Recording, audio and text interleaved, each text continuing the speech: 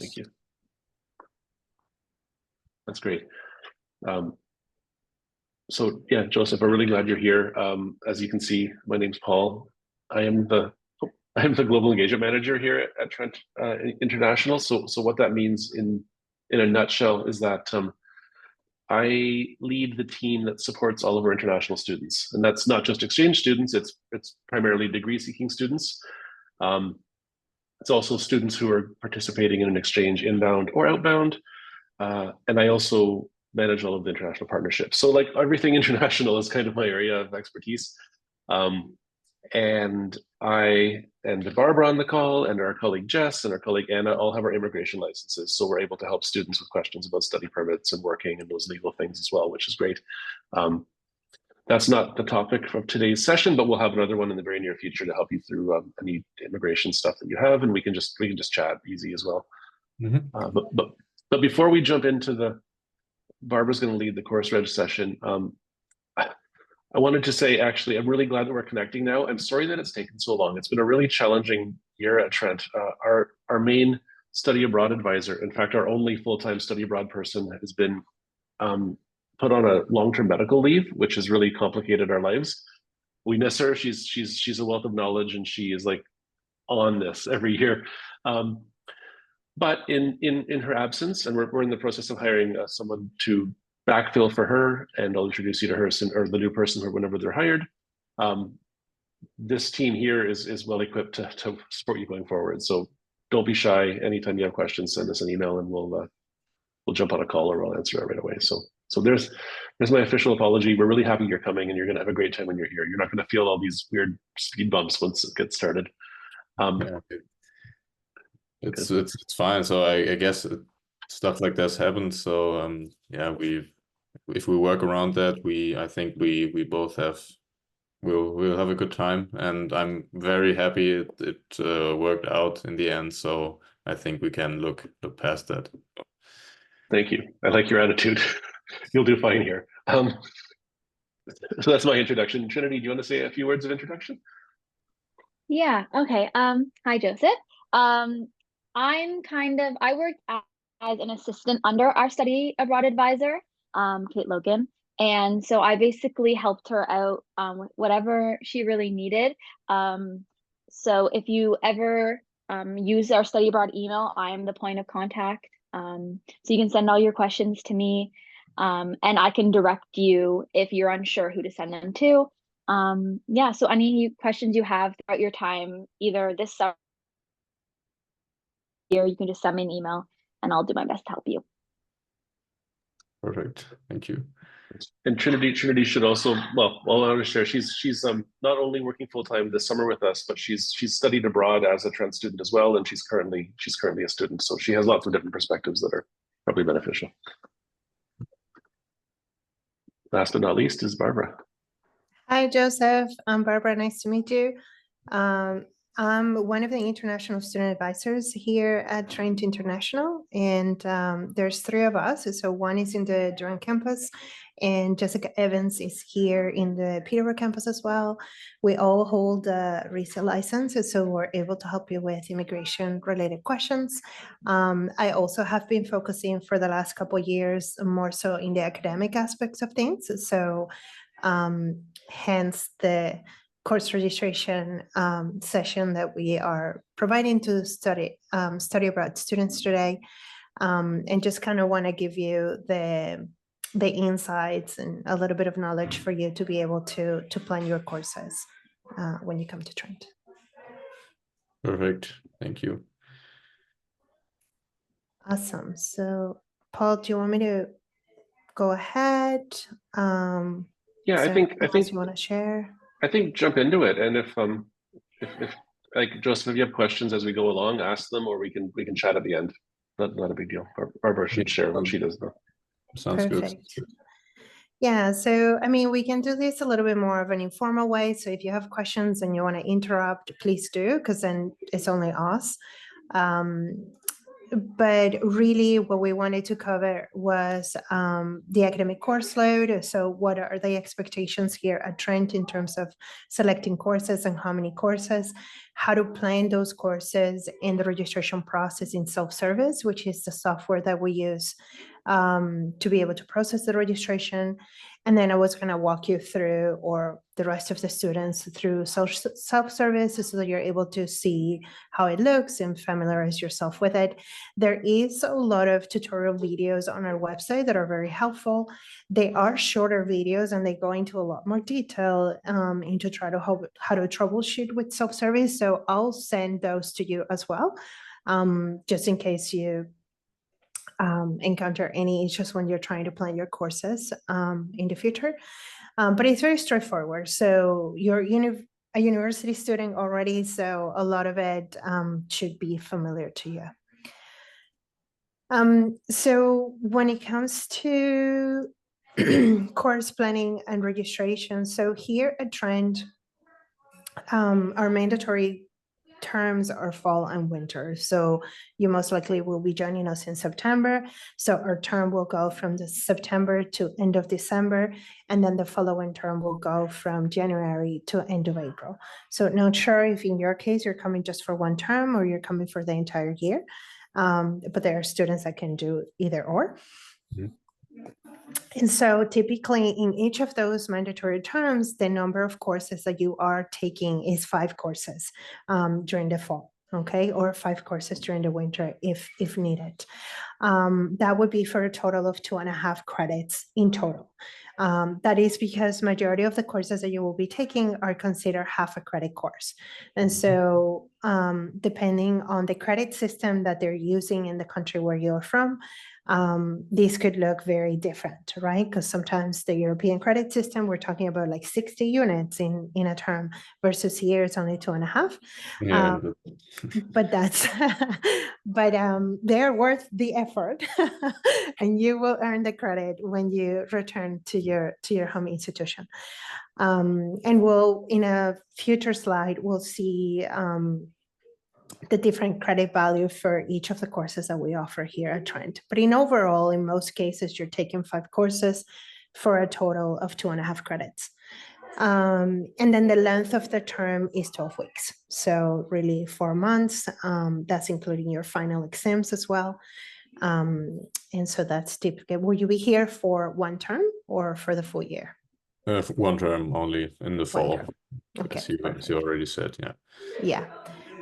So we typically, I mean, I know I'm getting myself ahead, but we typically advise students not to schedule their flights going back home until you have knowledge of your final exams, just because sometimes students think that they will take them sooner and then they ended up being a little bit later than what they were hoping for.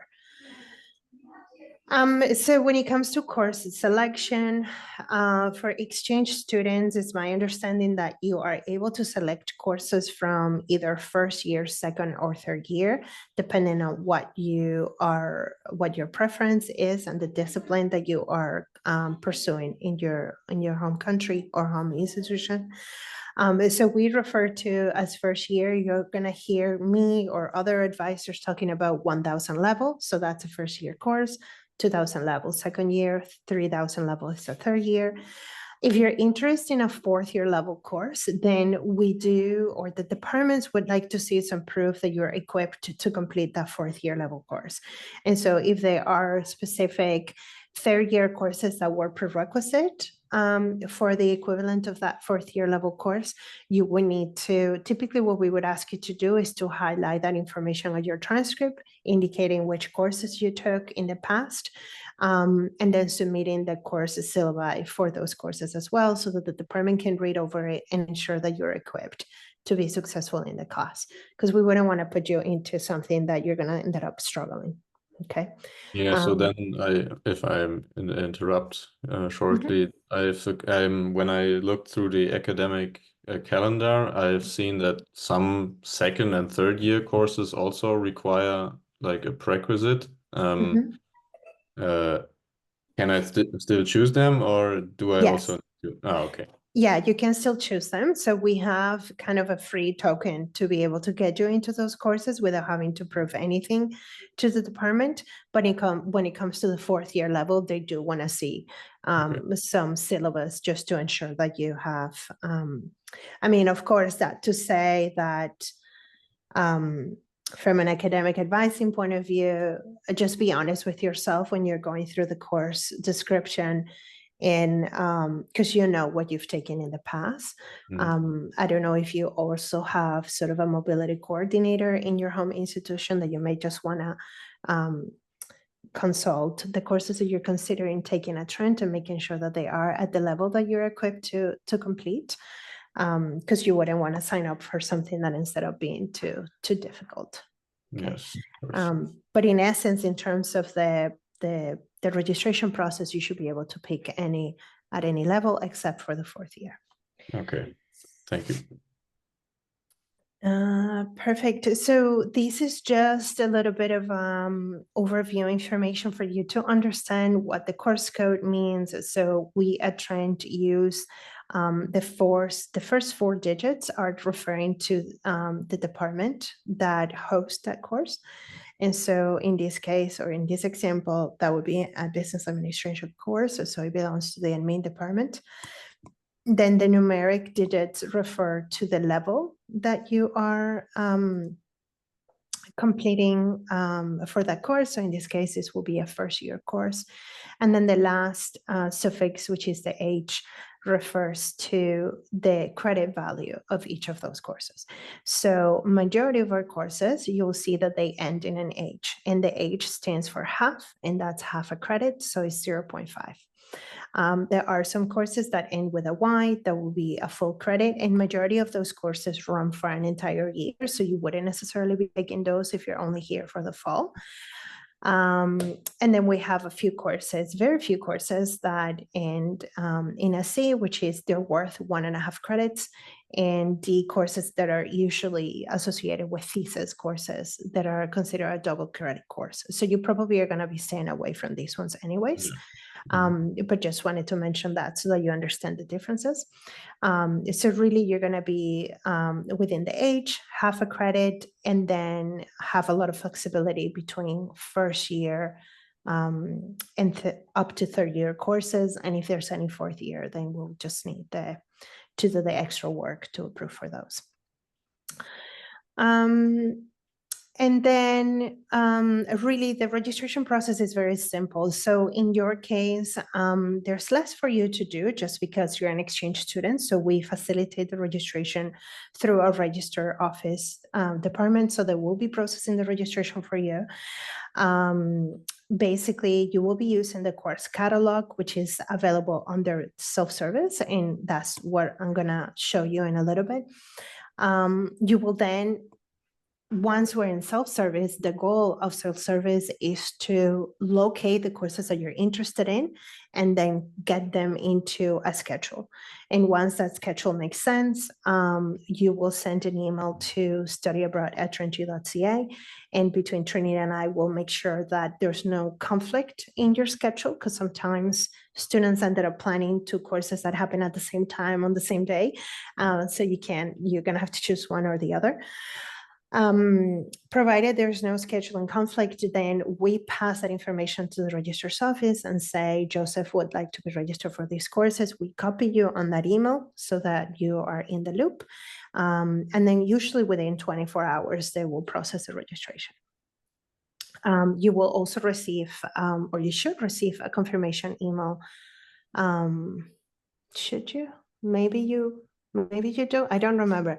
I want to say you probably receive a confirmation email on your Trent email account once you've been registering the courses, but I'm not 100% sure. So as long as you access your self-service once again and the status shows as registered, then you'll know you're good to go. Okay. Do you have any questions so far? No, not so far. I already looked up into the course catalog and like the whole system, how to build the schedule. I had time to do that today. Yeah, so I wouldn't say I'm familiar with the system, but I've seen the basics. So yeah. Good. No, that's exciting to know, because sometimes students don't they just wait to get all the information. So I'm just gonna stop sharing these. Did you added some of the courses on your plan on your schedule already? Not in the system like that. So I made like on a piece of paper. I've written my own schedule like with the times that I could find, but I've not yet put together the schedule in the In the in self-service. my account. Yeah. Okay, makes sense. So that's okay. So what we'll do now, were you able to access self-service? You Yes. did. Yes. Okay, perfect. So I'm just gonna share this. So yeah, so self-service would have been here under the My Trent portal. And then this is my view of self-service. Yours is probably a little bit different, just because you're a student and I'm not.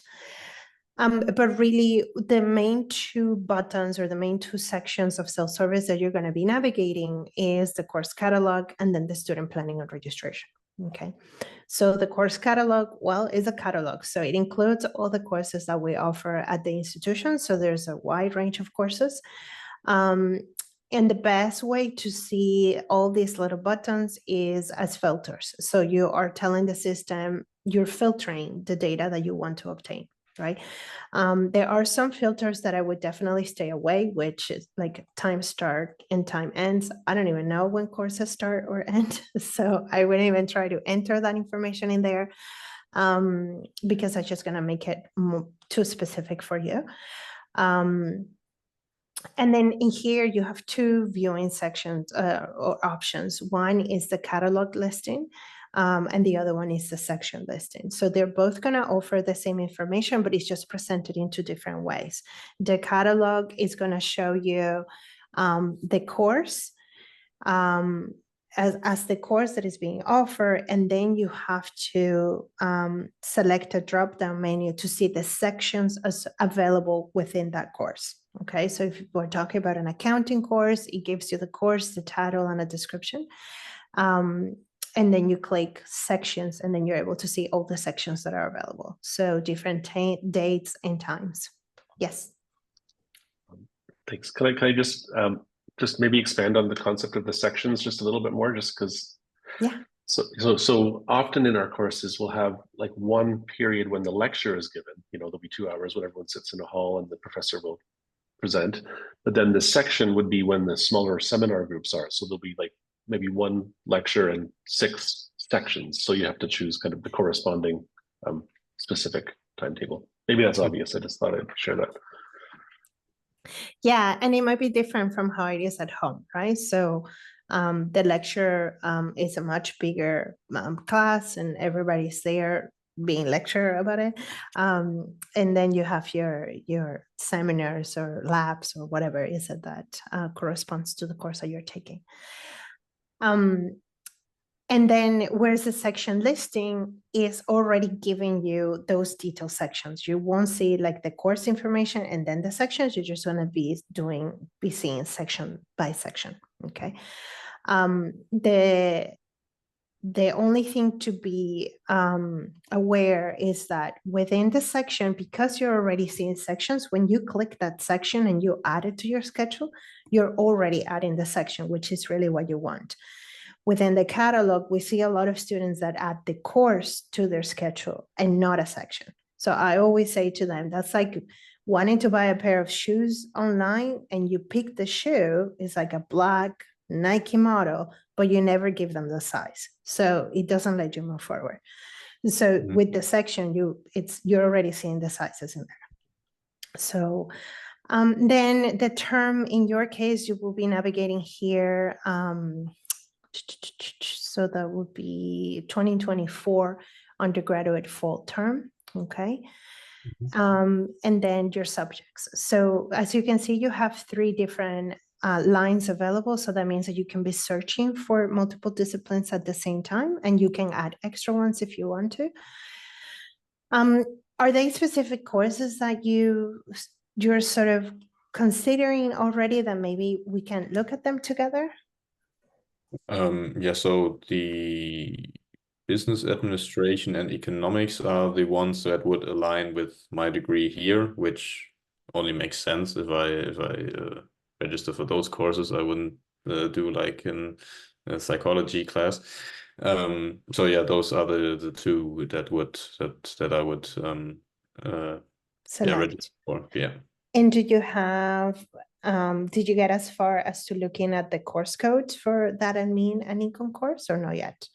The course code, I don't know, but I've seen like financial accounting would be a course which is suitable, or introduction to marketing Okay. is another one. So yeah, I don't have all Yeah. courses in my head from here, but yeah, those two I can remember I've selected. Yeah. That's perfectly fine. So financial accounting, if my memory doesn't trick me, that should be 1221. And then the other one you said it was marketing what? Sorry?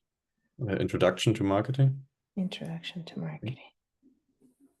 And for the economics, what econ courses were you thinking? I've seen in the first year there were only 3 courses, and Yeah. I think it was introduction to macroeconomics. I'm not sure which one it was. So yeah, one of them. So either of those will work for you. Yes. Okay, perfect. So those will be Econ 1010 and Econ 1020. Okay. Sorry, I'm just trying to look into. While Barbara looks up those specific codes, I guess something to consider, Joseph, is depending how advanced, like where you are in your degree, you may not want to take all first year courses, and if they're going to be redundant, right? Like if you've done an intro to micro before, you probably don't need the intro course. You probably need an upper year economics course.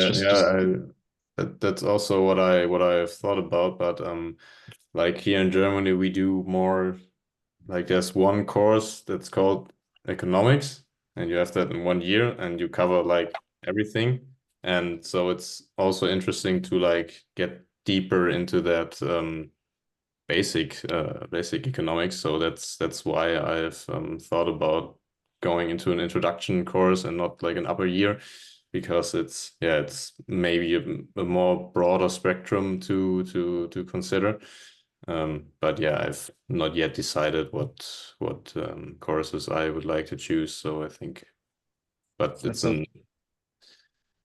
definitely something to consider. Yes. Thanks. Yeah, that makes sense. Just be conscious, and as Barbara said, maybe talk to your advisor at home, just to make sure that the courses that you're registering for at Trent will align with your degree progression and not complicate it. Like, for example, at Trent, a student can't take more than 7 first year credits. So if a student did 5 at Trent and then went abroad and did 5 more, they're going to have like redundant courses, which is a pity, right? So just be mindful of that. Yeah, of course.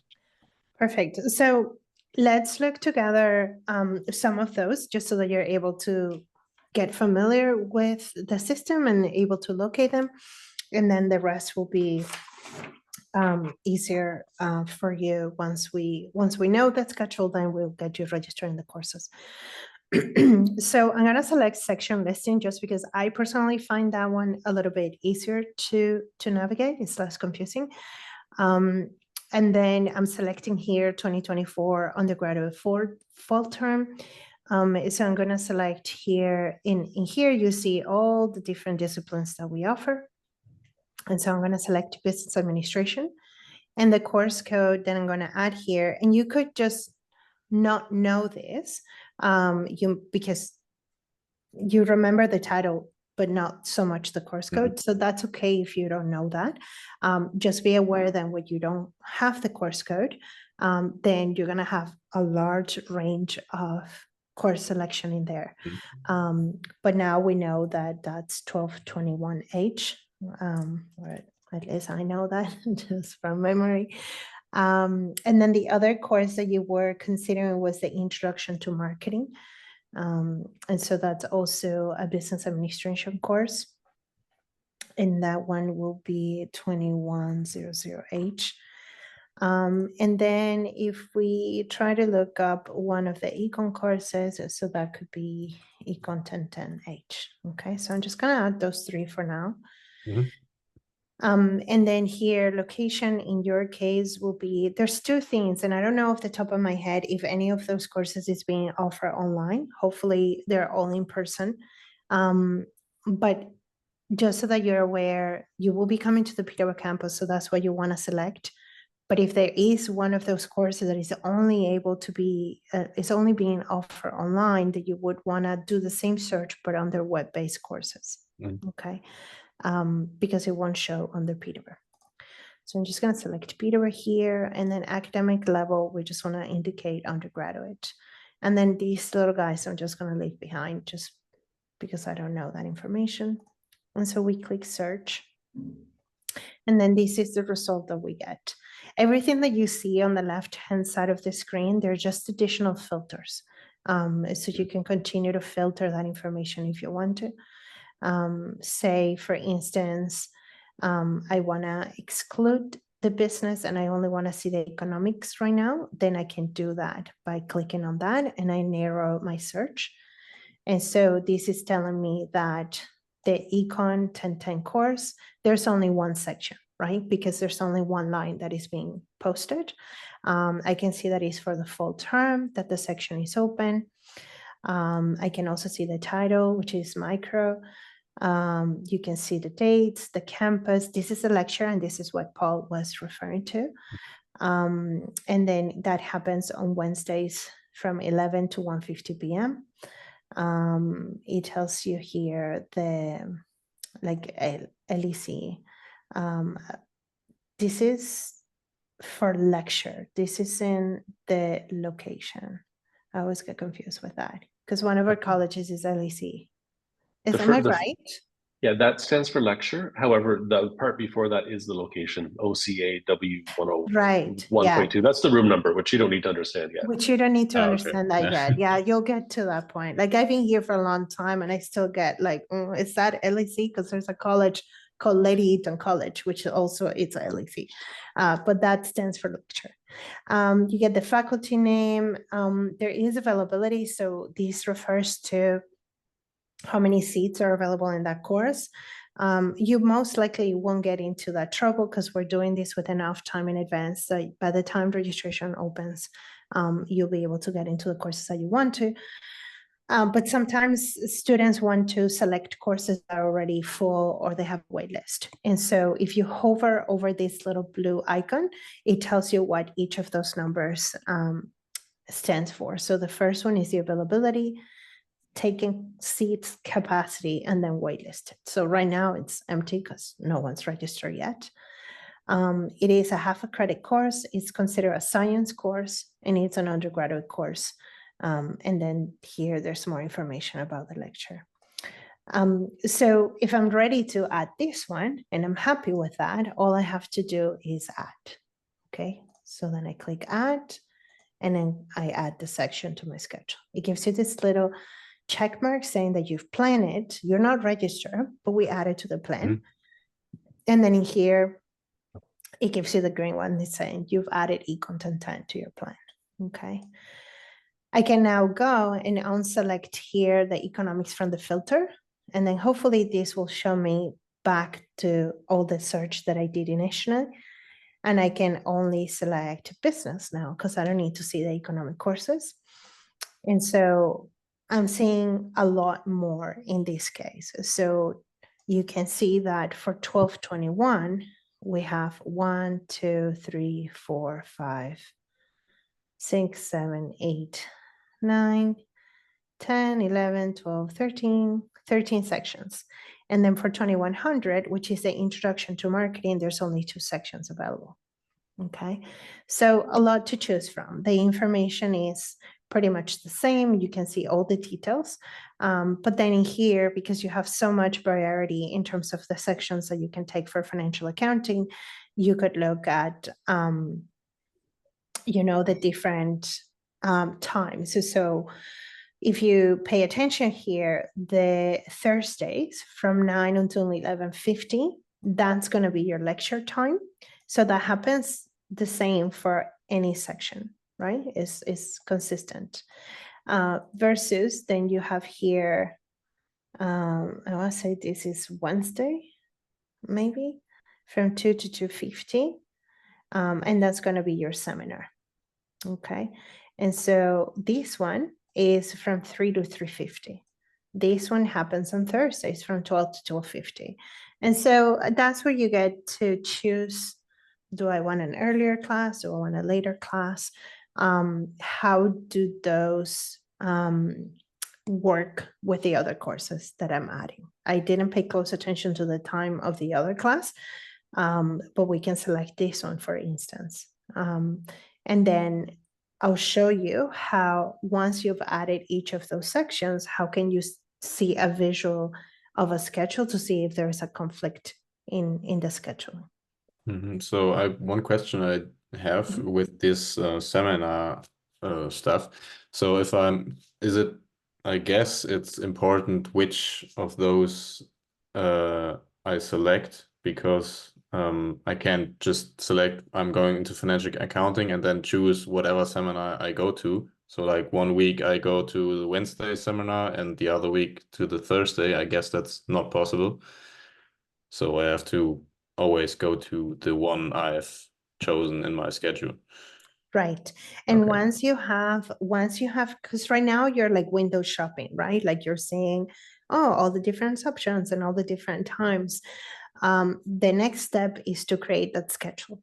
And then the third step is to actually register. So once you've registered in your courses, you should be able to get a printout of your actual schedule so that you always remember when your lecture is and when your seminar is. And so you're no longer seeing all of these options, but the one that you register for. Okay. Yeah. Just a quick comment on seminars. Students, sometimes students kind of misunderstand seminar as being like a casual drop-in. I think it's more appropriate to think of them as like a very small class, right? So like these seminars, for example, have 24 people, and it'll be the same students every week. You'll work on projects, you'll do presentations, you'll have discussions that are with the same people, which is a nice way to learn. But you do have to go to one for the whole term. Okay, yeah, that's my question, because like here we can do like whatever suits best. So like 1 week there's the seminar on Monday, and then you go on Monday, and the other week it's on Friday, and then you go on Friday. So you're not like chained to one seminar. So that's what I was talking about. So Yeah. thanks. Yeah, and you also want to see it as the seminar is really your opportunity to get to know your other classmates, to get to know your instructor, whereas the lecture is so much bigger that there's really no room for that one-on-one interaction. That's really where the seminar feels a little more cozy, I guess. So I'm just going to select this first section that we see here and hope that that doesn't clash with the other one. And if it does, that's a good example of how they clash. So we're just going to add this one for 1221, which is the first section. And then I'm going to scroll down to the 2100, and I'm going to select, let's just say the one on Wednesday. This one is only the lecture, so there's no seminar associated with it. One happens on Thursday from 4 to 6:50, and the other one happens on Wednesdays from 4 to 6:50. So I'm just gonna add this one. Perfect. So it's giving me those check marks. And then if you scroll down, it sort of reminds you which ones out of the list you've already planned so that you don't get confused. Okay, so now that I've added those 3 courses to my plan, I'm gonna head back home, which is this little button that is here. And then I'm gonna go to my student planning and registration, okay? I'm just going to warn you, there might have been some courses in my own plan, because remember, this is my plan. This isn't your plan. And I do this quite often with students. And sometimes I forget to go back and delete them. So don't freak out if there's anything like a forensics course that it's in there, because it could very much be that case. So in there, we go into the student planning and registration, and there's 2 options here. You can see the schedule here already. But in here, you can see view your progress. which is a tool for most of it undergraduate students that allows them to see how they're progressing towards the degree requirements. So you don't need to worry about that. You're going to navigate this one more often. So go to plan and schedule. We click in there, and then we're able to see the courses that we plan. So see, there is this 220-200, that one we didn't plan for. So I'm just going to go ahead and delete that so you don't get confused. Oh, because these ones, yeah. So this is also something, it is defaulting to the current term. And the current term for me is a summer, right? And so in your case, it should default to fall. But if it doesn't, and if it's defaulting to summer, all you have to do is move ahead with these little arrows. So it's going to take you to, this is the last 6 weeks of summer, and this is the fall term. So this is really what you will be looking at. And so with the combination of sections that we added, I wasn't paying too much attention to the timing of the classes. But you get to see two different things in here. One is the schedule view, which is here on your Monday to Friday type of schedule. And then in here, you see a summary of the courses that we also added. So if you scroll down, you can see them in here. Okay. If there were to be a conflict of scheduling, you will see those courses highlighted in red. Okay.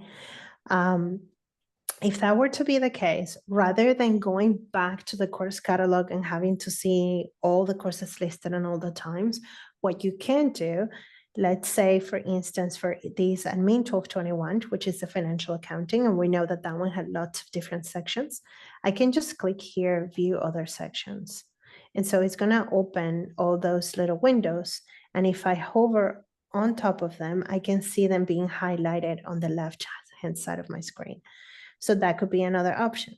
That could be another option. So that switches to the morning. Yes, Paul. Make sure that when you hover over these other sections that you have the right location, because this also is showing Durham, right? Barbara, you're going to say that, I can tell. Yeah. Yeah. So, it's good because it visually helps you to see how it moves within your availability and your schedule. But what it's not doing is adding those filters that we had add initially. And so you're going to see location. This one, for instance, the first one is a Durham section. Okay, so you want to pay close attention to the details here. And then, but then this one is a Peterborough one, right? And this one also. So you can select those. I mean, the good thing is that from what you're telling me, if you're staying within the admin and econ courses, there's a lot of flexibility and sections available for those. They're highly popular at Trent. And so I don't think you will have a lot of conflicting scheduling problems. But that's really how you would troubleshoot with that. So then you just close and then kind of disappear and go away. Then we have here the introduction to marketing and the economic course.